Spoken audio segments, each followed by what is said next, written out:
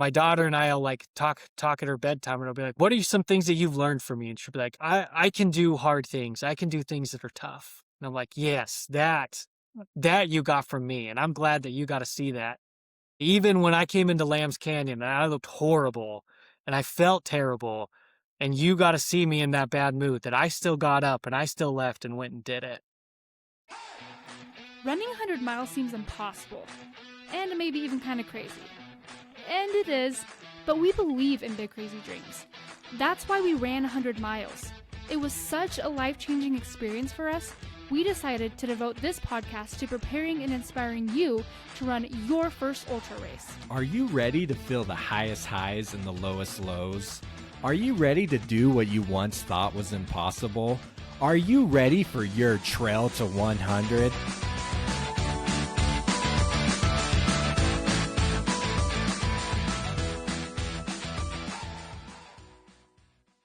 Thank you for joining us today here on Trail to 100, the podcast made to help you finish your first 100-mile race. My name is Jacob Bateman, and today I was joined by Luke Richins. Luke just ran his first 100-mile race, the Wasatch 100, last September. Also tacked on a couple crazy, gnarly 50-milers with over 10,000 feet of vert in the year as well. All while being a husband and a father to 2 young kids, this man has some wisdom to share. I thoroughly enjoyed this conversation with Luke as he was able to share everything he learned through this past year of ultra running. So let's get straight to it. Luke Richins. Well, Luke, thank you for joining us here on Trail to 100. This is a conversation I've been excited about for a while now, so I appreciate you hopping on today. Thank you, Jacob. It is a pleasure to be on here. I'm looking forward to it. I'm excited as well. Oh, the first time I ever saw you, Luke, was out on one of the famous Tooele Trail races where the Connors claims you were doing the 50-miler. I was doing the 50K. This was last May, and I saw you out there, and I remember I passed you. There was a little out and back on a road. The 50-miler had taken a roundabout way to get there a little bit of a further direction. So I was coming back off of a loop and you were just entering onto a loop. And I remember you telling me, encouraging me on, like, "You're in great position, keep it up." And I was like, man, like I just came away that small interaction. I'm like, that's a nice guy right there. And then I saw you take first place in that race, and I was like, "Now that's an animal of a dude." Then I learned it was just like your second 50-miler. Is that right?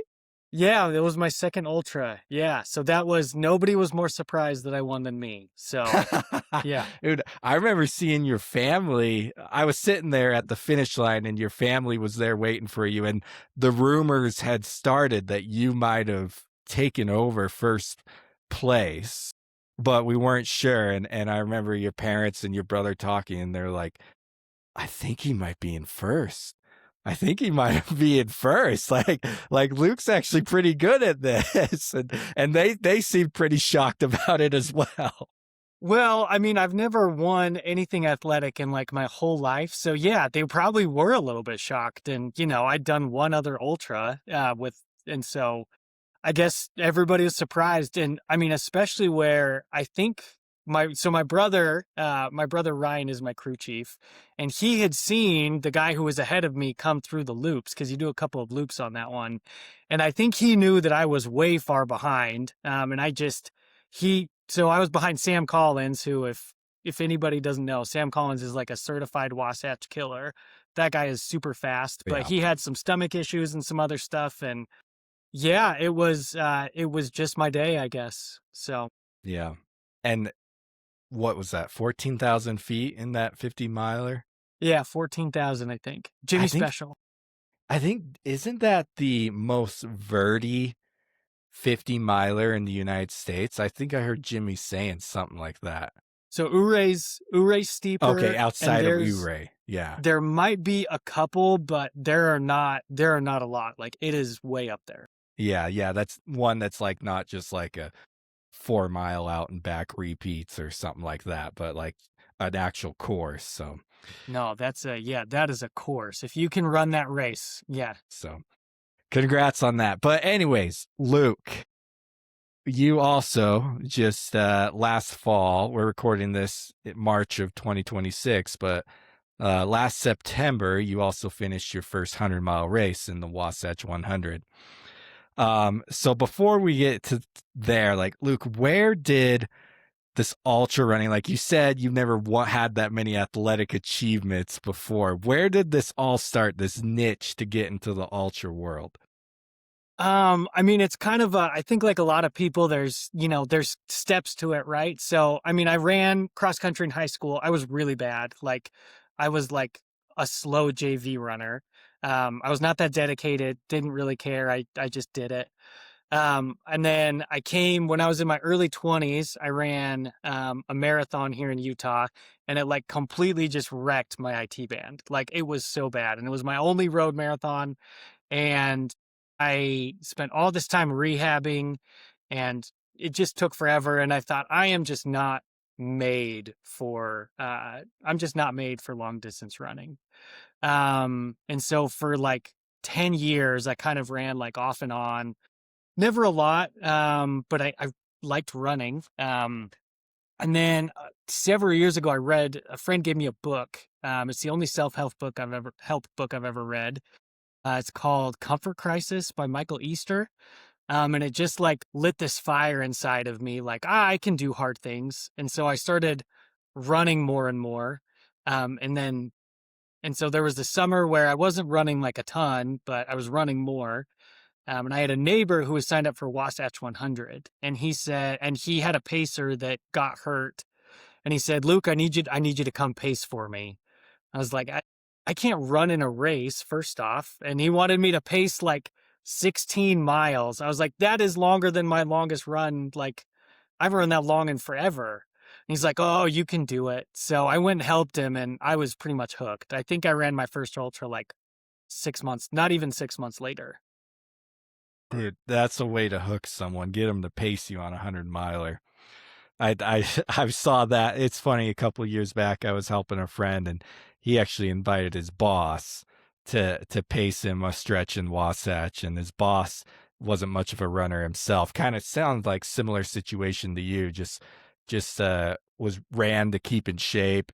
I saw his boss as he was there because I was kind of shuttling him around from point to point, and he was like, and he told me by the end of that, he's like, I'm going to do this one day. So, anyways, it's crazy how once you're out there and you see that going on. But take me back to the book, The Comfort Crisis. I've never read it. What about the book got a fire lit under you? So Comfort Crisis, it's a book about how like our lives now are just so comfortable that we basically look for problems. One of the comparisons I think he makes in the book is if there was a day or a week or a month where absolutely nobody brought anything prohibited through TSA at the airport, TSA is still going to check hundreds and thousands of people. They're going to look for problems. And so that's in our lives, right? Like most of us have hot running water. We can control the temperature in our house down to the degree. We go and we get in our car. We don't have to deal with rain or the elements. Food, we just go to the grocery store and buy it. Like, our problems are like relatively small. And he spends this whole book just talking about all these different ways that being comfortable has made us not as happy. And it's the only self-help book I've ever read, and it just he went through all of these things. And so he talks also about health and about eating, and he talks about like the mindset of doing hard things. And one of the things that he hits on a lot is that humans were made to go far, and we were made to go far carrying heavy loads. And that kind of like lit the fire under me of like, yeah, I can run a long ways. And I think that inspired me, and I just realized that I was doing like fun things, but I wasn't necessarily doing memorable things. And one of the other big things that he talks about is this concept of, I don't know if I'm pronouncing this right. It's called misogi. And it's Yeah. where you pick a goal that is going to be really, really hard, and it's going to challenge you and push you, and you're going to fail maybe half the time, but you want to push yourself. And so I just like I really took this book to heart. And I think it's part of how I got here. Yeah. I can relate. For me, it was "Can't Hurt Me" by David Goggins. That's what I read that lit the ultra journey under me, because I was like, man, I want to experience more. Exactly. Like I was doing like fun stuff with my spare time, but like I wanted a challenge. I wanted to test myself and see what I really was made of and such. Go to those places that we don't go to very much. Because yeah, the comfort crisis is real. That is for sure. So then I also want to go back again. Now, when you were pacing your friend at Wasatch, did you even know 100 milers existed before that? Or what was your like exposure to ultra running before that? I had watched the Barkley Marathons documentary. Well, I knew that about ultras, and that was like probably it. I don't think I knew Wasatch. I didn't know Wasatch existed. I hadn't heard of any of the other big races, so I probably knew that there were people doing it somewhere, but I didn't know really anything. And then I have one of those personalities where I have a lot of hobbies, and I'm very good at learning a lot about those hobbies. I get very engrossed, and so I learned a lot. I tried to learn a lot in a short amount of time. Yeah. Did you know at what point did you know 100 miles is what I want to do? Oh man, like a couple weeks after I finished my first 50. I think it just kind of hit me like, all right, if I could do 50, I could do 100. It's going to hurt and it's going to take a while, but I could certainly do 100. So that was early 2024. So it took about 18 months. Yeah. What 50 miler was it? I did Antelope Canyon in Page, Arizona. It's the one that goes through like Horseshoe Bend and Antelope Canyon. It's a vacation races race. It was really good. Yeah. Yeah, I've heard of that one. I hear that one can be really sandy. Yes. Holy crap. It was so sandy. Oh my gosh. Yeah, just miles and miles of these long sandy roads. Beautiful, but yes, very sandy. How did Antelope Canyons go for you? Antelope Canyon went really good. I think I had told my family because I had no idea. I was going into the unknown at Antelope. My wife and my kids and my parents and my brother came down, or my parents came down, and they were like, what time do you think you're going to finish? And I was like, I don't know.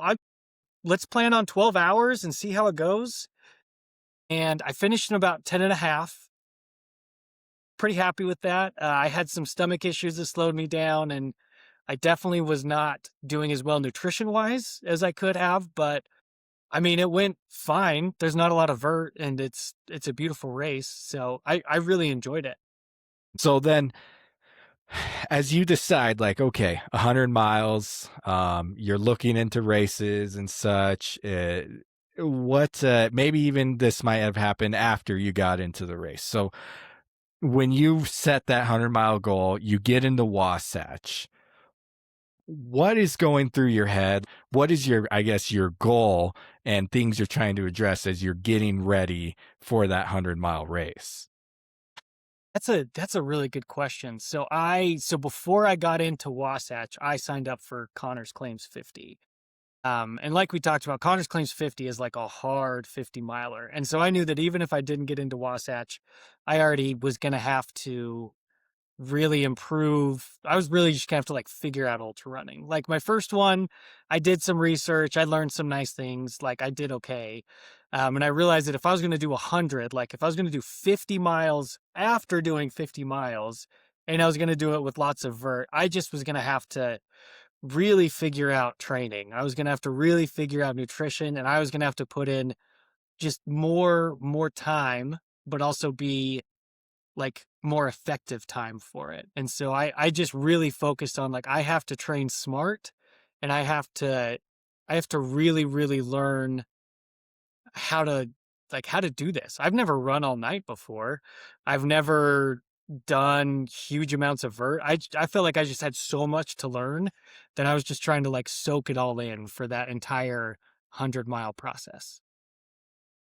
And then you mentioned nutrition being kind of whack there on your first 50 miler. What was your nutrition attack to try to improve that for your race day?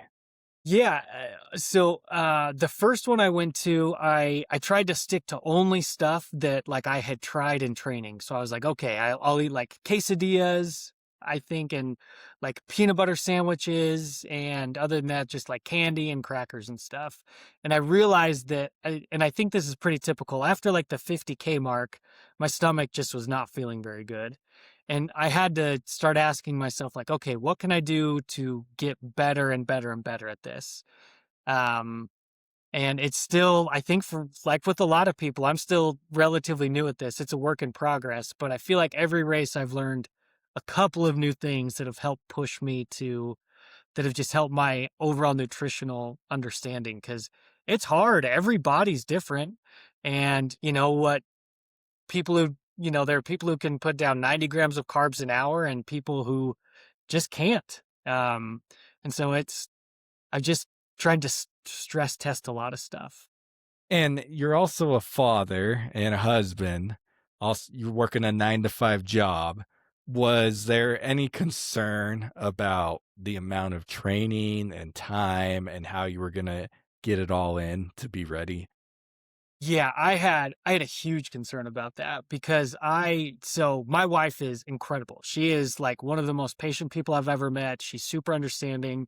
Like I said, I have a lot of hobbies, and so I'm even like taking time off for things that are not running. Like she is incredibly understanding. However, I don't want to like take advantage of that and, take away time from my kids. And so I had big concerns going into last year of how am I going to like make enough time for this? How am I going to, I've got a job. I can't like quit my job and I can't work less hours. Got to be a good dad. I've got to be a good husband. And I have other, I have people who are expecting me to do stuff. And so I decided that running was going to have to just come second to so many other things. And so I went back and I looked through my running and I realized that I had a lot of Saturdays where I would run for like an hour or two in the afternoon because that was the only thing we could do that day. I wasn't going to miss, the kids' party that morning or a soccer game or this or that. And so I just found other times to run.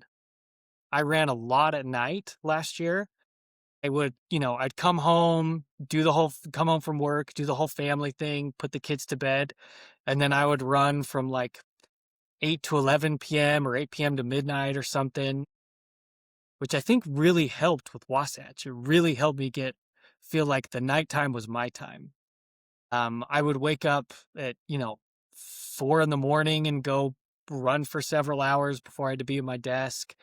Or I'd run on my lunch breaks on days where I didn't want to get up early, and try and heat train. So I was really, really concerned. But as I look back, I put in the work by just making time when it wasn't convenient. Yeah. Did you ever feel like, because all those night runs, that's cutting into sleep. Did you ever feel that that was affecting your training, or did you still feel like you were able to manage enough sleep?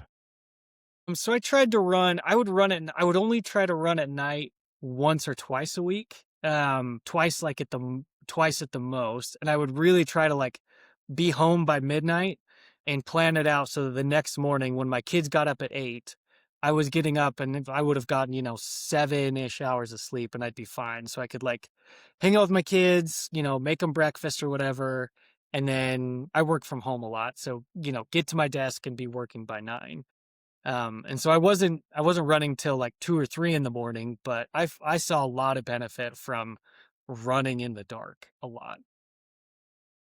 That's when people drop the most is during the night and in those dark hours and in the fatigue and running at the end of a day after you've worked, been with your family, take care of other responsibilities. Yeah, that takes discipline to get out the door at 8 or 9 p.m. at night. I can imagine. So So I want to let's shoot here to Connors. Actually, we've talked a little bit about Connors. That's where I first saw you slaying that course like a veteran ultra runner. What did you take away from Connors? You run this 50-mile training run, I guess, for Wasatch with 14,000 feet of vert. What were your main takeaways from it, and how did that propel you into Wasatch? Man, what did I take away? I think Connors gave me a lot of belief in myself. Connors was so, I mean, not a lot of people were in that race, but I set like pretty high goals. I was like, I set a goal that was within a half hour of the course record, which there hadn't been a lot of people that had run it before. I was like, I want to be within a half hour of the course record.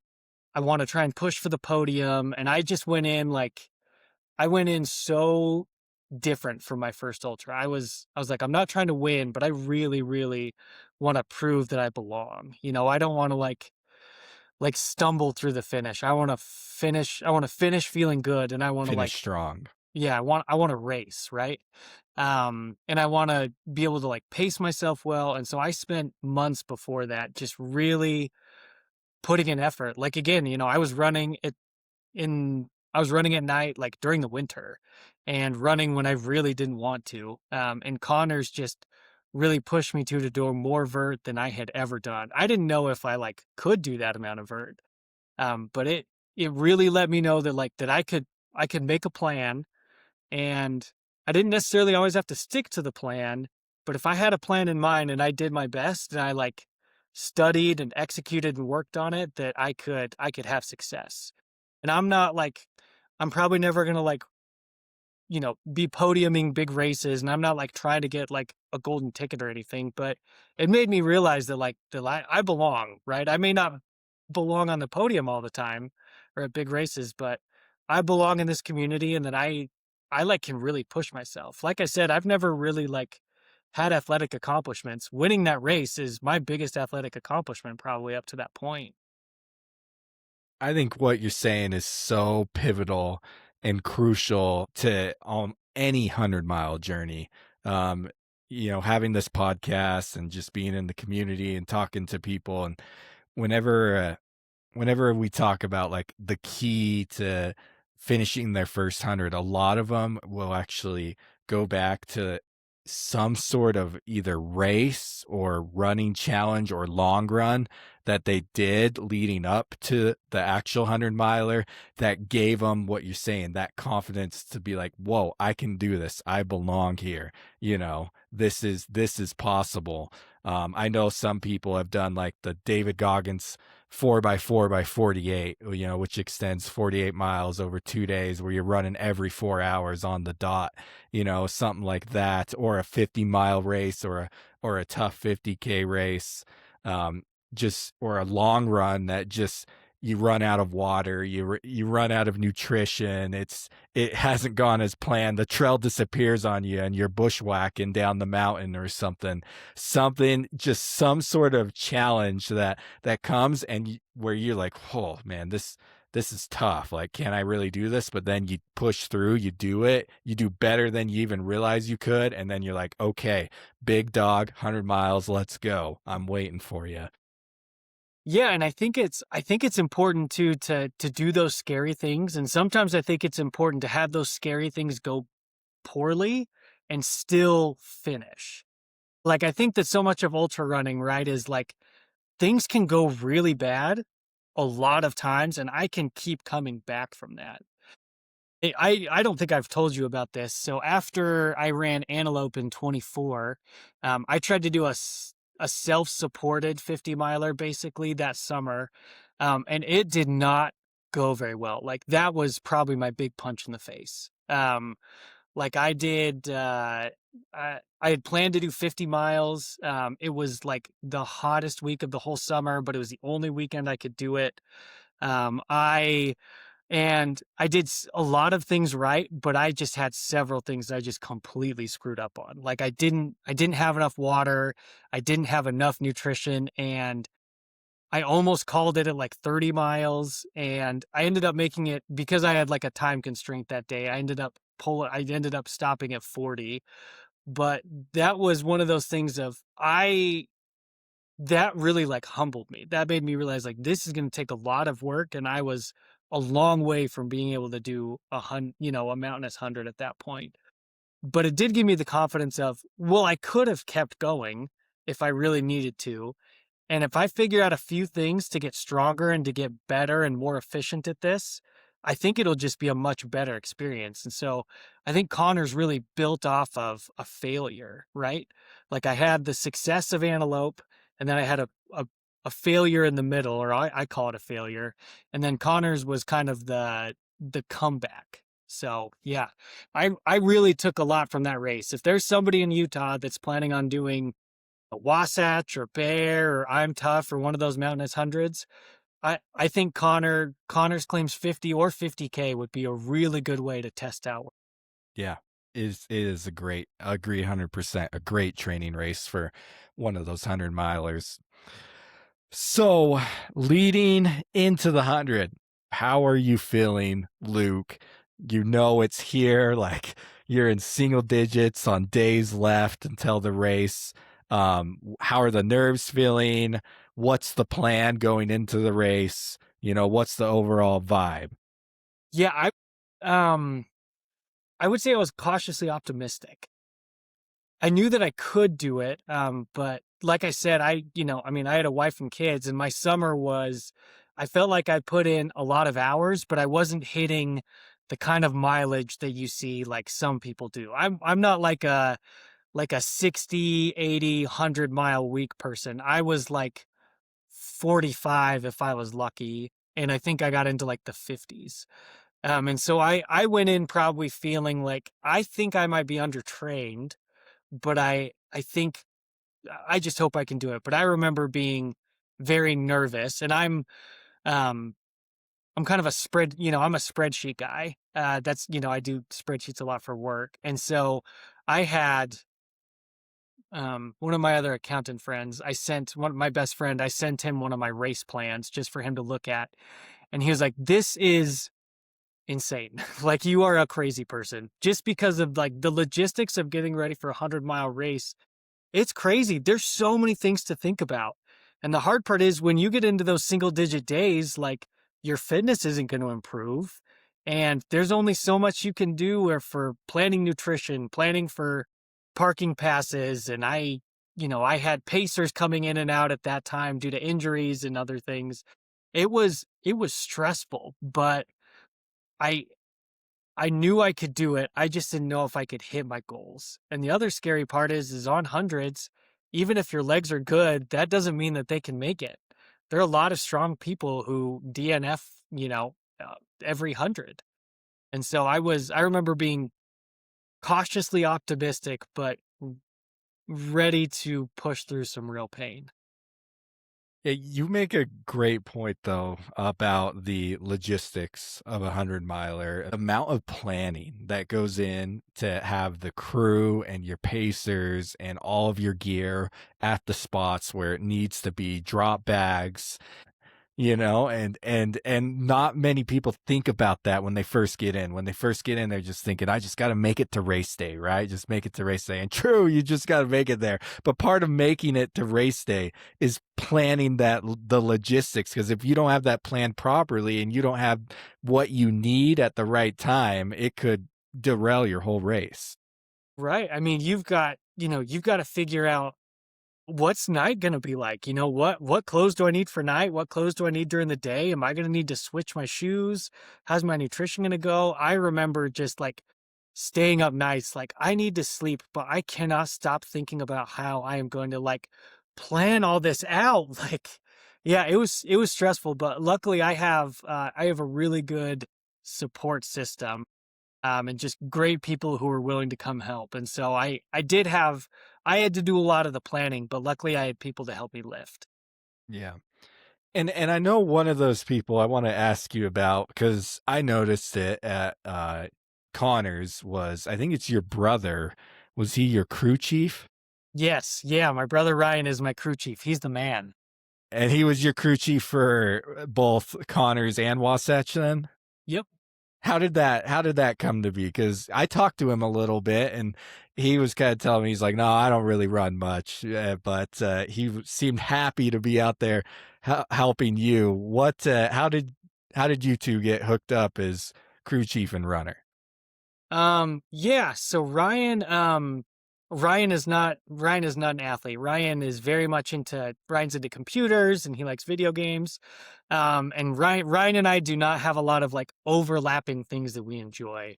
And we're adults, we don't live in the same house. We like live different lives, and my wife's got young kids, and so trying to like be my crew chief isn't necessarily her thing, and she's got other things to worry about. And I just kind of out of the blue thought maybe Ryan, would like to spend some time in the mountains. It'll give us a reason to be together as brothers, do something more than just like go to family dinners and go to lunch occasionally. And Ryan has been one of my biggest assets because Ryan is just such like a great thinker that he makes me like consider all of the options. He helps me so much with like the planning. He likes to come out on my training runs at night, and he'll come out and be like, let's practice. I want to practice, like, you come in, we'll practice your nutrition, I'll get you stuff, we'll get you out. He's made me like make checklists so that he knows what he's supposed to do. He like would watch videos. It's been for me and him, I wouldn't say that we necessarily had like the closest relationship before. It's really made our relationship a lot closer. Like we get together and we talk more. He's come out to my races. He's going out to, I've got future races, and he's already like planning out how he's going to help me with them. He's great. He spent hours at Wasatch. Like he took off, I think, the whole day for Wasatch and was at all of the aid stations he could for me. Ryan was incredible. And so finding a crew chief who is just there for me has been so, so helpful. He is the man. Yeah, I saw him even there at Connors. It was at the finish line, so everything he could have done had been done at that point. You were on the last leg, but he was there at the finish line, still combing through all the papers, looking at when you were going to arrive still and double checking everything. I was like, man, this is a dedicated crew chief right here. It was cool to see. And yeah, and he told me that he was your brother, and he was helping you out. So I love seeing family rally around family at events like this. Like you said, it brings us closer together in ways that just doesn't happen by going out to lunch or family dinner and such. So, Luke, we got to get to the race. The Wasatch 100, morning of, take me through it. Let's go. Let's break this in chunks. First like 30 miles to Big Mountain. Big Mountain, I think, is around mile 35 or something like that. A lot of vert in that first section of the Wasatch, a lot of heat in that first section. How did the first part of the race, the first third, go for you? Yeah, it went really good.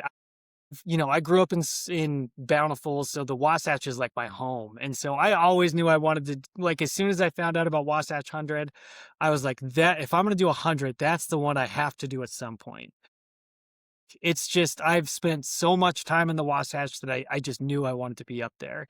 And so for the first little while, I was just like grateful to like finally be there. I'd spent months and months getting ready, and the first 30 went good. I mean, I think some of your listeners may have known that there was, so the first real big climb on Wasatch is called Bear Canyon. I mean, it is just so steep. And about halfway up Bear Canyon, there was a big, huge hornet's nest that a ton of people got stung by. I remember hearing Ryan Head talk about it on this podcast. Dude, Wasatch was crazy. I got stung a couple of times. Nobody's on the trail. We like fanned out for safety so that they couldn't get us all. I was in like a group of 10 of us. It was insane. And so your heart rate's getting really high because you're like trying to avoid these wasps, but you're already like going up this hill that it's, even just continually walking will get your heart rate up out of that zone too. That was crazy. But just looking up at that first sunrise, I was this is real and I'm here and I'm gonna like take advantage. Um, and I went out a little bit slow. I kind of started farther back in the pack than I should have, I think. But so I was a little bit behind on my pacing, but that first 30 miles, like I felt good. I'd done most of it in training. And once you get off of Bear, right, I think you're like mile 10 and you get to the Francis Peak, trails from there. I really liked that part. I'm feeling good. I'm feeling like the nutrition's good. I was just having a ton of fun. I really liked the first up through Big Mountain was going, things were going really well. Good. That's how it's supposed to go. Yeah. You start getting concerned if anything's going south before the first 50K is even over. Yeah, for sure. So up until Big Mountain. So Big Mountain, that's like the first aid station. You can see your crew, correct? Yep. First time. Okay, so how was that? And then how was things moving forward from there? Yeah, so that was fun. My wife was there. I can't remember, both my daughter might have been in school, but I think both my kids were there. It was just fun to see them. I had paced from Big Mountain to Lambs before, so I kind of knew what to expect. And it was just fun. My brother Ryan, my cruise chief, was there, and in a surprise to me, my other brother Sam was there. So I got to like see my family. I drank some. I'm feeling good, and like the first third was kind of just all smiles. I was a little bit behind where I wanted to be, but I really like Big Mountain was great. It was good to see my family, and I was feeling pretty good at that point. Did you pick up a pacer at this point, or were you still rolling solo? No, I rolled. So from Big Mountain to Lambs, I rolled solo.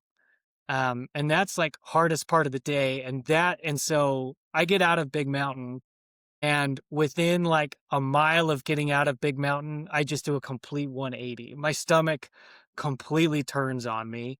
And it was the only time I threw up, and I threw up. And at that point, I was actually listening to your podcast from the Wyoming range when you Oh were no. struggling. And I was like, Oh no. oh, I can't do this I actually like called my wife, and I was like really emotional. And I was like, hun, I can do this for like 15 more miles. I know I can. I could get to 50. I don't know if I can do this for 65 more miles. I am like in pain.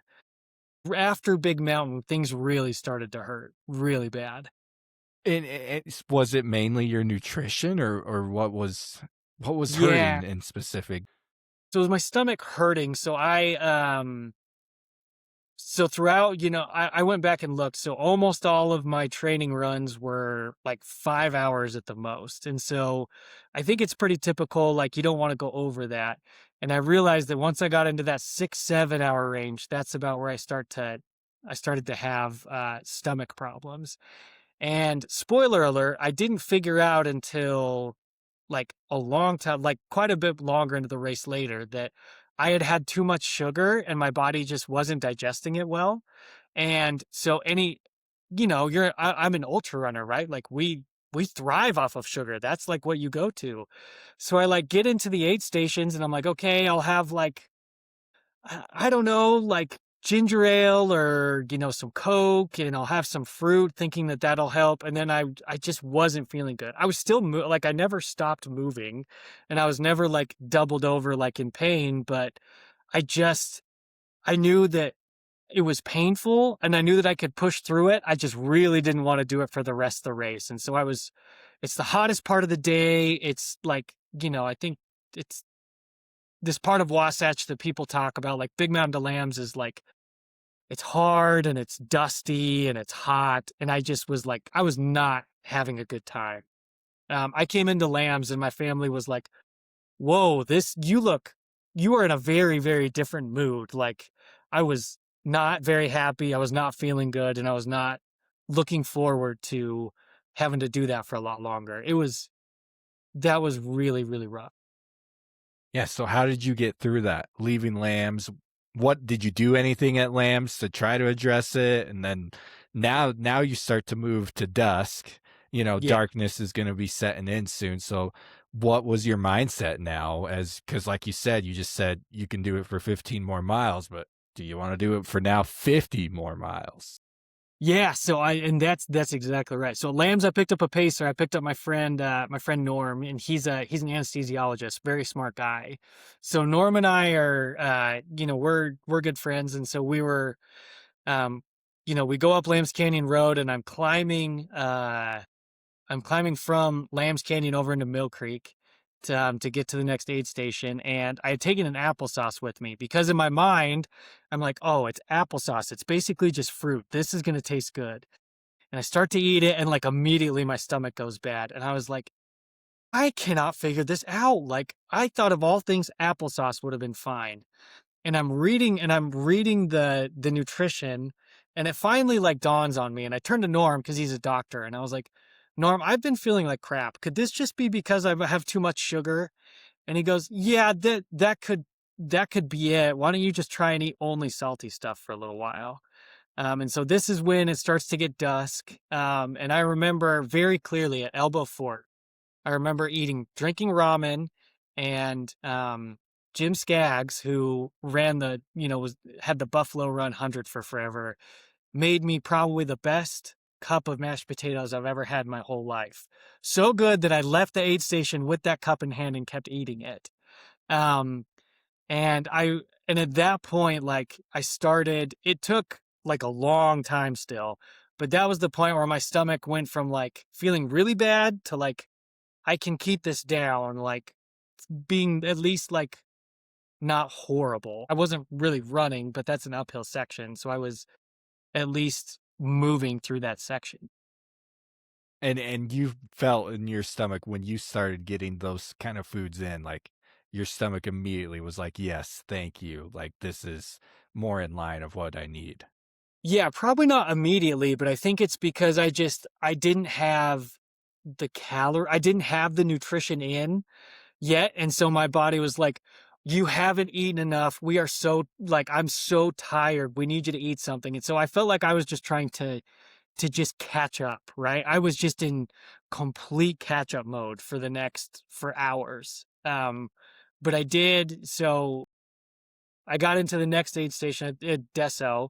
And at Deso, I was like eating bacon, ramen, just like give me the salty, give me the fat, and like I want no sugar. Um, and really so you go Deso and then Scott's, and Deso to Scott's, I started feeling a bit better. And then after Scott's is where just my race, between Scott's and Brighton, my race completely turned around. I got my stomach back. I had good legs because I hadn't really been pushing myself. I'd been doing a lot of walking at that time. And I really, really turned it around, but it took a while to get turned around. Yeah. That that's a good if your stomach went bad right after Big Mountain, then you that's almost like 30 miles Yeah, of trudging.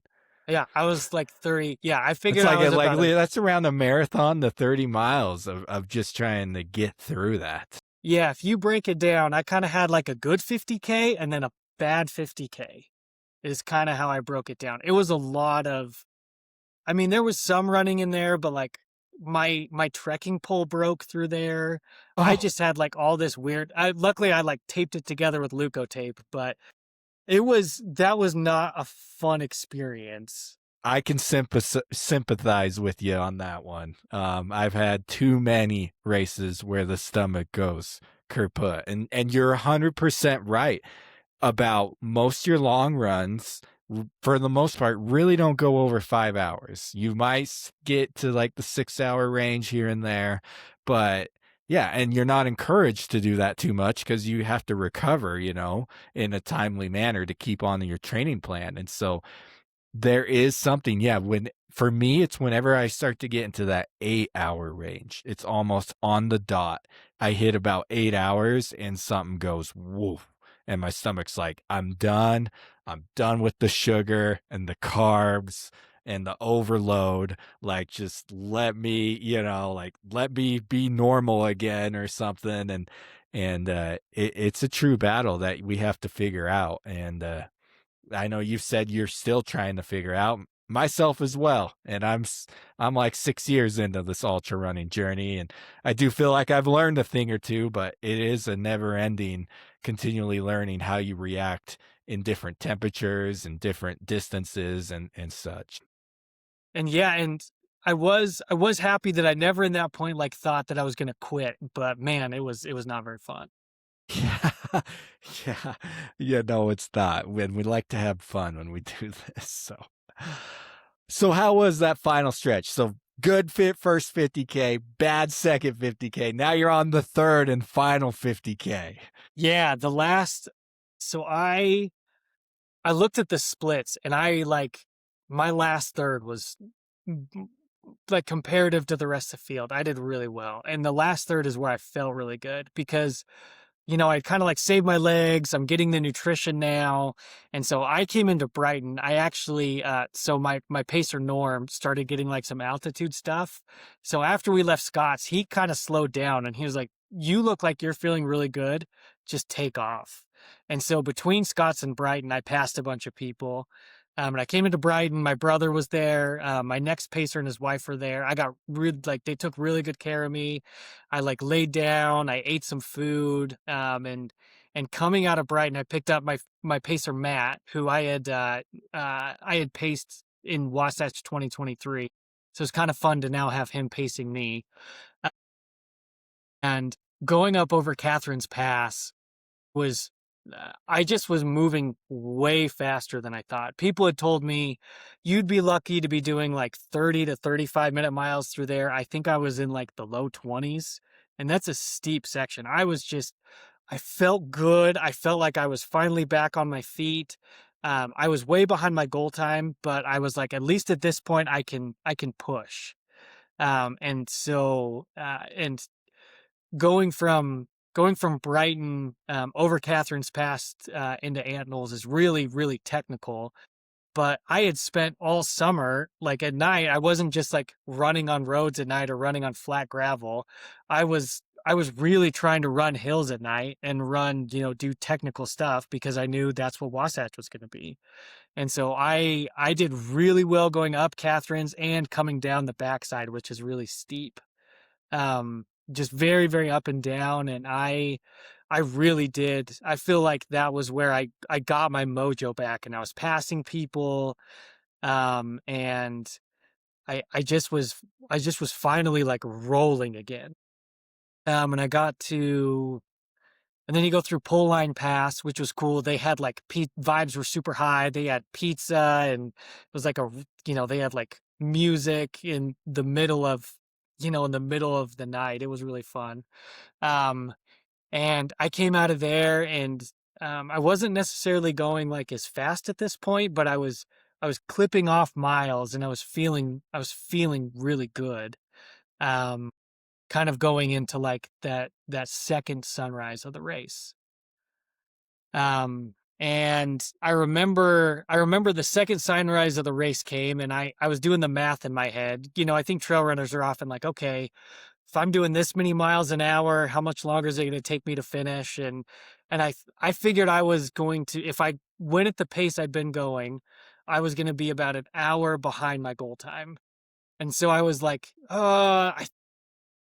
I guess that's okay. Maybe I can get it next time. Because I wanted to go into 30 and get the special buckle. And I was like, well, maybe next time I can do it. And then I just like had this fire that was just like lit in me, like, you don't want to come back and do this later. Do it now. Like put in the work now. And I realized that I had run the last like 25 miles of Wasatch. And I realized that I was coming up on a fast section. Like I had a few more horrible hills to go down, like the chute and some of that. But after that, it flattens out a lot and there's a lot of downhill. And so I kind of put into my mind, like, I'm going to push for this now. I may not make it, but I'm going to like blow up trying. I don't care. And so it's funny. I went back and looked at my Strava and I was like, oh, I remember just flying for the last 15 miles. And in comparison to normal, I was not flying, but I pushed really, really hard. I picked up a final pacer just before top of the wall, my friend Andrew, and we clipped off miles, and I was just pushing and pushing and trying to pass people. And we actually like called my family as I was going. I was like, I need you to call my family, tell them to be there at my goal time. I think I can make it, after telling them that I was going to be an hour late.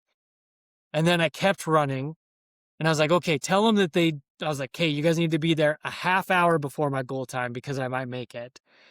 And then it was like, okay, now you guys need to be there an hour before my goal time because I really think I'm going to make it. Like, I'm feeling good.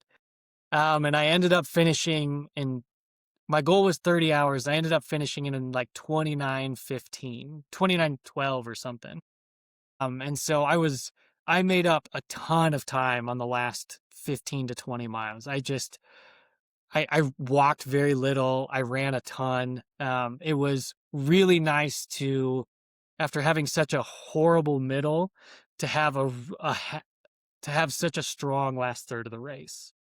That's beautiful. I mean, that's what every runner dreams of right there. At least every 100-mile runner dreams of hitting that last 30, 20 miles, just chugging those miles off. Like, that just sounds, honestly, that sounds like a dream come true right there. How did that feel, seeing your family there and coming across that finish line? It was really, really cool. I had a surprising amount of support at, I had told people that I was running, and I had a lot of people who were like tracking me and sending me texts that I was able to see. And as I was coming in on the finish, I mean, I had not just like my family, I had like friends that had come down. I had like my cousin came out to see me, and it was my brothers. We've talked about Ryan, my brothers, my crew chief came out and ran like the last couple 100 yards with me, and it was just amazing. It was like this feeling that I can't describe, because I was exhausted and like relieved and so proud of myself, but I really just wanted to lay down because I was so tired. And it almost felt like surreal. Like, I had pushed for this for so long, and my goal had seemed so out of reach for so long. And then I was like, I was more than 45 minutes ahead of it. And so it was just like this feeling of, relief and accomplishment, and it, and also just completely exhausted, like I couldn't move. It was incredible. Yeah, of all the emotions just hit. You're 100% right. Looking back, what did you discover by running 100 miles? I think I discovered something about myself, and I think about most people, is we are just capable of like so much more than we thought. Like, if you asked me, 2, 3 years ago, could you run 100 miles? I'd be like, no, there's no way. Like, that is impossible. That's so far. And it's funny because now, like, I don't try to like tell people about it, but people know. And so they'll talk to me and they'll be like, how did you do that? And I'll say, well, I mean, it's a lot of learning and a lot of slow running, but mostly it's just believing in yourself and putting in work, right? Like, if you put in the work, your goals are going to follow. I don't care if you're, pushing for that Western States golden ticket, or you're a back of the packer. Like, you can put in the work, and this is something that you can accomplish. And so I just found out that I'm stronger and I can do a lot more than I thought. And I also came away thinking, if I can do this, there are lots and lots of people who can do this. I relate to that so well. I think about running 100 miles for the first time. I thought only crazy people run 100 miles, like people that just have these insanely athletic abilities, or just insane amount of time to just train. But in reality, no, like, normal people can do this, it's just about putting in the work, like you said, and finding a way to make it happen, and believing that it can happen both in the training and there on race day. I mean, you do have to be a little insane to want to run 100 Yeah, miles. I mean, I guess. but I mean, you're exactly right. And um, it's so interesting because, so many of us are like, I got to have like the mental toughness to do this. But if you put in the work, like, yeah, you're going to have the mental toughness to push through. But if you can make it a lot easier on yourself by putting in the work beforehand. Like I said, I'm not like a big No, I'm not like an 80, 100 mile a week runner, but I had put in enough work that I knew I could do it, right? Like I was spending 12 hours a week on my feet and then some cross training. Like I knew that I could do it. And I just think that there's so many people that probably just don't believe in themselves enough and maybe just haven't figured out that they could do it yet. Just need that push. So we like to ask every one of our guests this. What would be, looking back at this whole experience, your top piece of advice? If you could single one thing out to tell someone who's looking to run their first 100, what would you tell them? Oh man, I feel like I have so many pieces of advice I would give people. But I think probably my first piece of advice is you can do more than you think. And then but then like with the caveat on that of, but you should test yourself to prove to yourself that you can do more than you think. I think that like you've talked about, like there are long runs that are really scary. It doesn't have to be a race. I remember being terrified the first time I had like a 50K training run one morning. And I remember that night before talking to my wife being like, I am so nervous. Like, I don't know if my body can handle this. And if I can't handle this, how am I going to do more? But it's that incremental, like, you do the training run and then you do a race and then you keep doing more and more and more and or faster and faster and faster. And I just think that we're capable of so much, right? Like uh our bodies are this beautiful gift that we have, and who knows how much longer we're gonna, if you're in the have the capacity to run, who knows how many more days of running you're gonna have. You might as well try it now. There's no better time to start than the present. Is 100 miles in your future again? Oh, for sure. I'm signed up for Zion 100 in, I think I've got like 6 weeks. We've got another baby on the way, so I've got to get all my running in early this year. So I've got Zion 100 in April, and then I'm doing a backyard ultra. It's called the Backyard Ultra of Northern Utah in May. So I've never done one before, but it's going to be in. I want to do these two races and really just push myself. So hopefully there's 200 milers this year. Oh, so you're looking to get 100 miles in the backyard ultra. I hope so. I mean, I don't know. That's the goal. They do give out buckles, so I would like to get the backyard ultra buckle would be kind of cool. So I don't know. I mean, I feel like that's going to be a completely different kind of hard, but I'm excited to try. And is that like a 4 mile loop that you have to run every hour? Is that what it is? Yeah, so backyards are it's 4.1667, but take 100 and divide it by 24. That's the length of each loop. And this one I'm doing, it's around a reservoir in Manaway, Utah. It's just gorgeous. Like, and I went and ran a few loops around it. There is like no elevation gain. It is beautiful and flat. A loop around the lake is like 4.16 miles exactly. It's like it was made for a That's pretty backyard ultra. sweet. How has there not been one there but till this I year? Because this is I the don't know, inaugural man. year.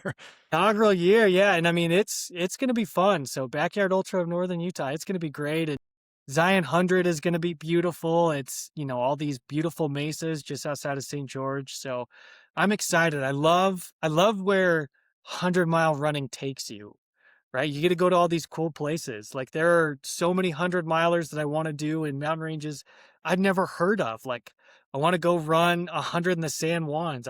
I'd like to do hard rock, but there's just so many cool places that trail running can take you.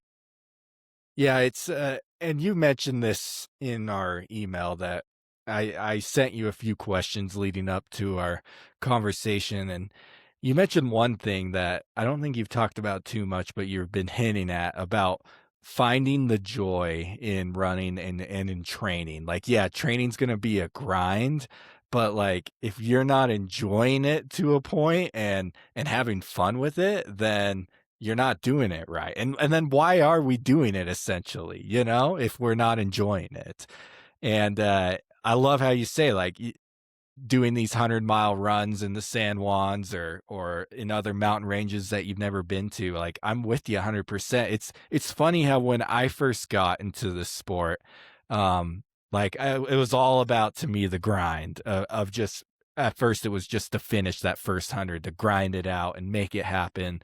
Even though I did have fun, looking back, I had fun on that first training plan and that through that first 100. But now, like, I look at these races and like I look at Cocodona, like I've never done a 200. I will one day. I know Cocodona is going to happen one day.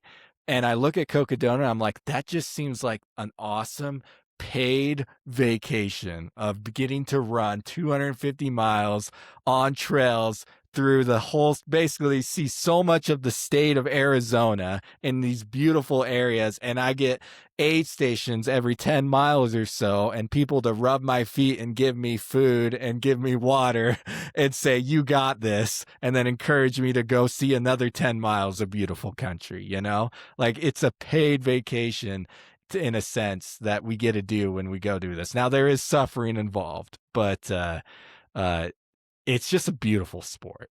You know what, Jacob, you are right. I just think running is like so fun, right? Like people, I think that there are a lot of people who see it as like a form of punishment of this horrible exercise. You need to eat more snacks and go in zone 2 more. It just becomes way more fun. But I'll admit, like I get to, the start of a week, it's Sunday and, you're supposed to do your weekly planning. And I get so excited to sit down and be like, all right, how am I going to fit in my miles this week? Where's my long run going to be? This is going to be so fun to try and do this. And I just like I find excitement in it. I realize that there are a lot of days where, it's not going to feel good. But I think that if you can find joy in running, doing that 100-miler is going to be so much easier than if you're trying to do it to prove yourself to somebody, because that's going to get old and the grind might get old. But if you like running and you like seeing new places, it's fun. Or even seeing the same places over and over again. I think that finding joy in running is a big part of it. Just being out, I think we're all doing it because we like being in nature. We like being with friends, or we like being alone.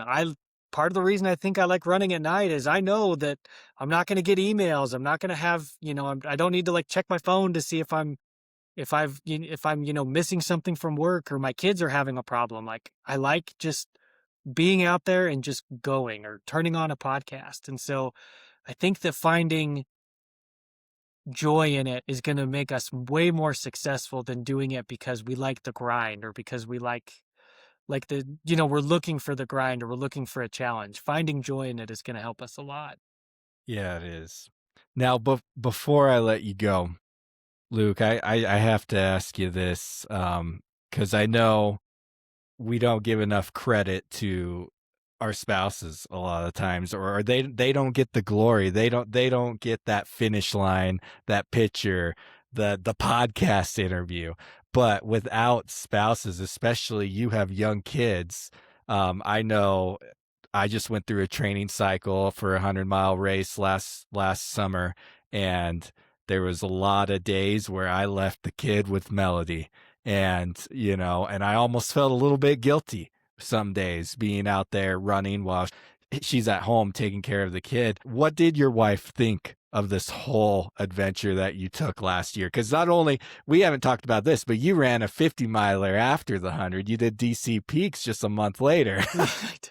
Well, you went all in, man. I'll say, well, yeah, DC Peaks is funny. I was not planning on doing DC Peaks. Have you listened to Jake Kilgore told this story on his podcast? It's kind of funny. So I finished Connors, right? And I reached out to Jake because Jake had put out a video that like had kind of inspired me.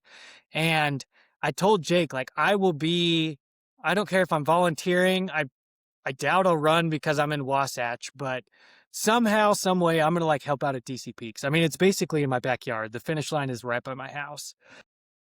They were doing their golden, I think they call it golden ticket giveaway. I can't remember, but where they like put cans on trails around the Wasatch front. Yeah. It was like, I think I had sent Jake a DM on like Tuesday. And Wednesday they put out a can, and I immediately went, I know right where that is. And so I went and I grabbed it. Like I think they posted it, and I got the Instagram notification, And this should tell you how understanding my wife is. I looked at the Instagram notification. I went, I know right what that is. And I looked at my wife and I was like, I know that we're in the middle of dinner, but I have to go do this. I'll be back in like an hour. And she kind of looked at me like, what? And I was like, this is like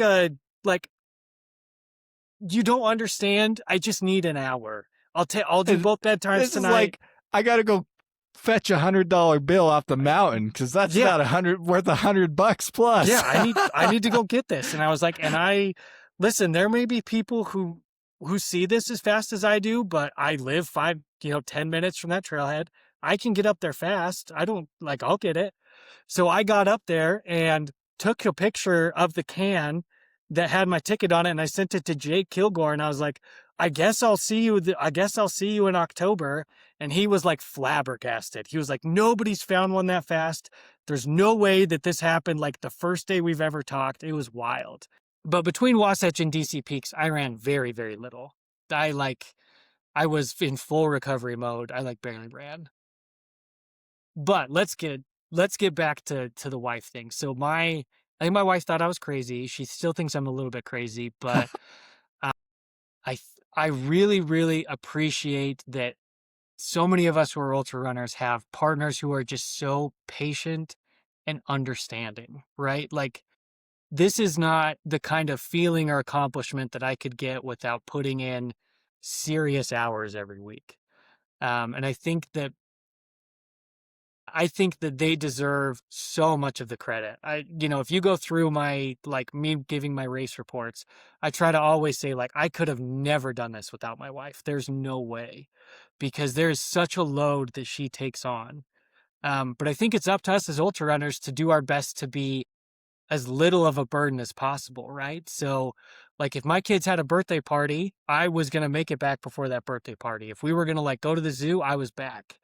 On Saturdays, if it was like, all right, I'm going to start early, I'll be back early. And if you want to go shopping in the afternoon, I will take the kids for the afternoon. We'll go do something. Or, I really tried to make it so that I realize that I'm going to be a burden, but that doesn't mean that I have to be the biggest burden. I can be a little bit inconvenient. You can do it in a considerate way, as considerate as possible.